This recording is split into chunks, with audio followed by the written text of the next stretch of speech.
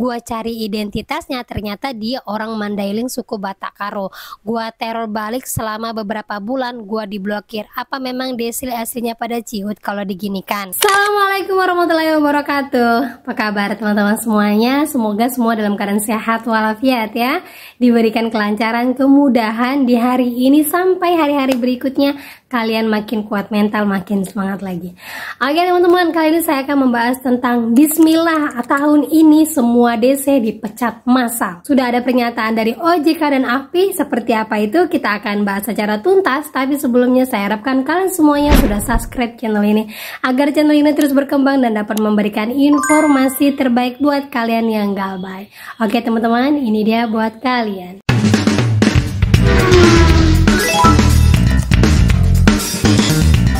Oke teman-teman semuanya, sebelumnya saya mau bahas dulu untuk yang ada beberapa galbay daerah Pinjamyuk, Cairin, Uwata dan segala macamnya yang selalu mendapatkan WADC yang sudah datang ke lokasi tempat rumah kalian. Nah, dari beberapa informasi yang saya dapatkan, kalau seandainya kalian di WA sama DC-nya, terus DC-nya langsung foto gang rumah atau tetangga rumah ataupun ada warung di sekitar rumah, itu rata-rata banyak sekali orang yang langsung merasa ketakutan.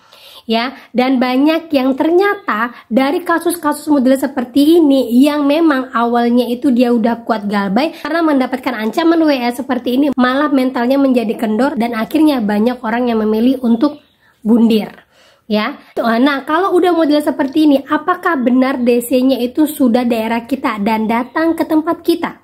Nah seperti ini contohnya. Kukira Pinjamyuk nggak ada DC-nya, itu foto di daerah kampung saya nggak jauh dari rumah. Tapi kok nggak sampai ke rumah ya? Maksudnya gimana para su? Apakah besok lagi mereka akan beneran datang? Nah kalau dilihat kan bentuknya seperti ini, banyak sekali WADC yang foto lorong, foto gang ataupun foto pamflet dekat rumah kita yang ujung-ujungnya datang enggak ya.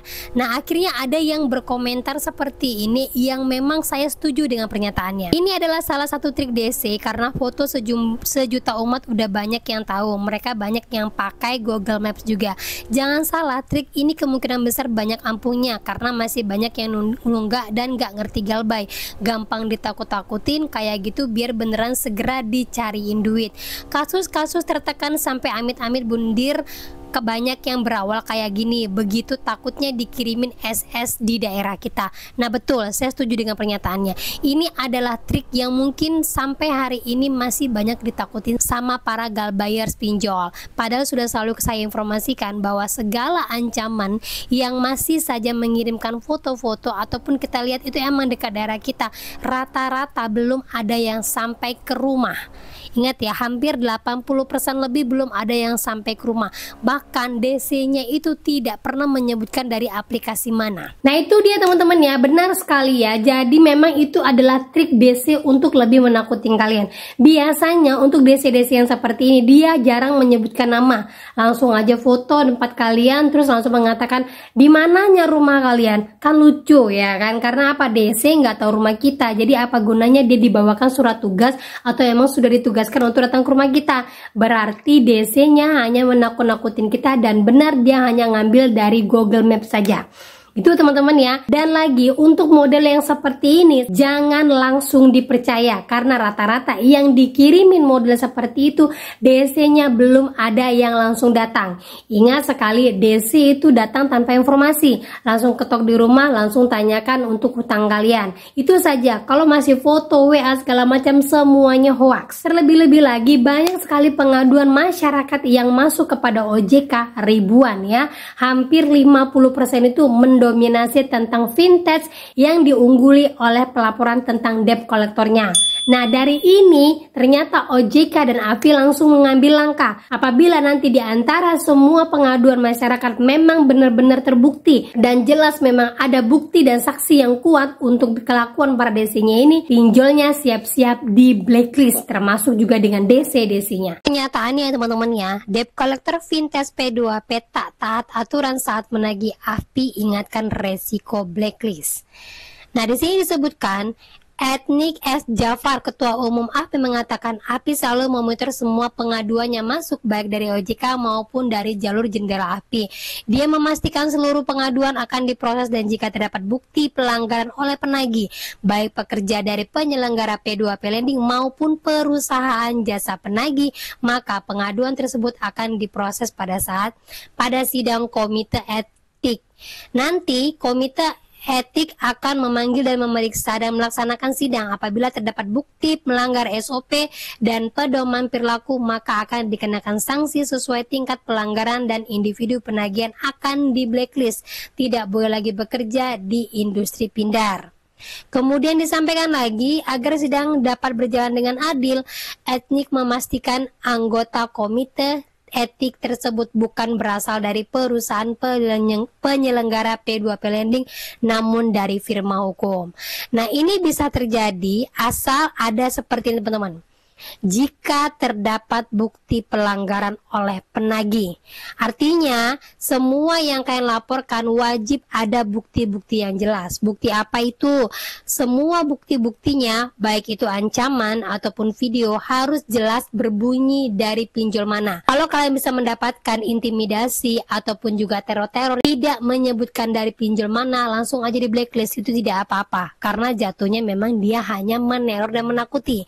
Karena sejauh ini banyak sekali semua teroran ataupun penagih-penagih itu yang kata-katanya baik baru menyantumkan nama pinjolnya, tapi kalau tidak baik yang keluar hanya kata-kata makian saja. Nah, yang dibutuhkan oleh API ataupun OJK agar perusahaan tersebut ataupun DC-nya dapat di blacklist itu adalah bukti-bukti yang jelas.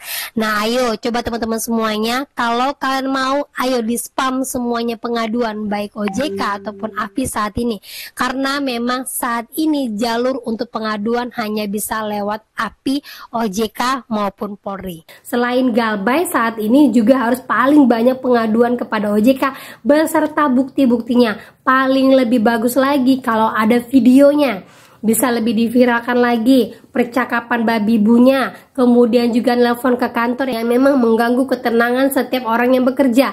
Nah, itu benar sekali, tetapi harus ada didasarin bahwa ketika pinjolnya itu nelpon ke tempat kalian, kalian masih aktif nomornya. Karena apa? Balasan dari DC-nya ketika kalian laporkan bahwa pinjol itu sampai ke kantor kalian adalah nomor HP kalian tidak bisa dihubungin. Karena kalau kita lihat dari postingan seorang teman yang memang dia berhasil menemukan siapa DC-nya, ternyata DC-nya ini langsung ciut.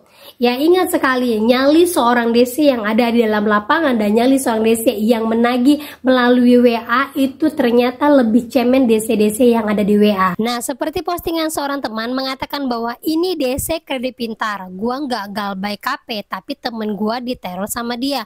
Gua cari identitasnya, ternyata dia orang Mandailing suku Batak Karo. Gua teror balik selama beberapa bulan, gua diblokir. Apa memang DC aslinya pada ciut kalau diginikan? Nah, dia informasikan nama DC-nya, terus dia bilang, kau kerja saja sama pekerjaan kau daripada nyambi jadi DC. Dilanjutkan lagi, kalau kau masih nagih utang dengan cara yang kasar, gua pastikan bakal DM keluarga kau biar tahu kau cari kerja sambilan jadi DC. Nah, akhirnya nomor teman saya ini diblokir. Jadi emang sejatinya seperti itu teman-teman. DC itu kalau kita sampai tahu informasi tentang dirinya, dia juga ketakutan. Karena apa? Pasti terhubung dengan segala sosial media dia. Jadi buat teman-teman semuanya, mulai saat ini karena sudah ada jalan, kalian bisa membuat pelaporan dengan segala bukti-bukti yang baik. Ya, terus lagi lanjutkan tetap pengaduan kalian sekalipun tidak ada respon, tapi saya yakin semakin banyak laporan yang masuk, maka semakin besar pula peluang kita untuk bisa memblacklist pinjol itu. Ya, kemudian lagi lanjutkan terus Galbay. Karena apa? Semakin kalian bayarkan pinjol, maka kalian tidak akan pernah lepas dari yang namanya jeratan pinjol itu. Tetapi ketika kalian sudah berani untuk Galbay, berarti kalian sudah berani untuk memperbaiki taraf hidup kalian, memperbaiki ekonomi kalian, dan memperbaiki keluarga kalian. Karena memang itulah jalan satu-satunya saat ini untuk bisa keluar dari yang namanya pinjol. Gitu teman-teman ya. Nah, itu dia informasi yang bisa saya sampaikan buat kalian pada hari ini. Semoga informasi ini menjadi mood booster, makin semangat lagi, makin kuat mental, dan teruslah untuk hidup lebih baik lagi. Akhir kata saya ucapkan, Assalamualaikum warahmatullahi wabarakatuh.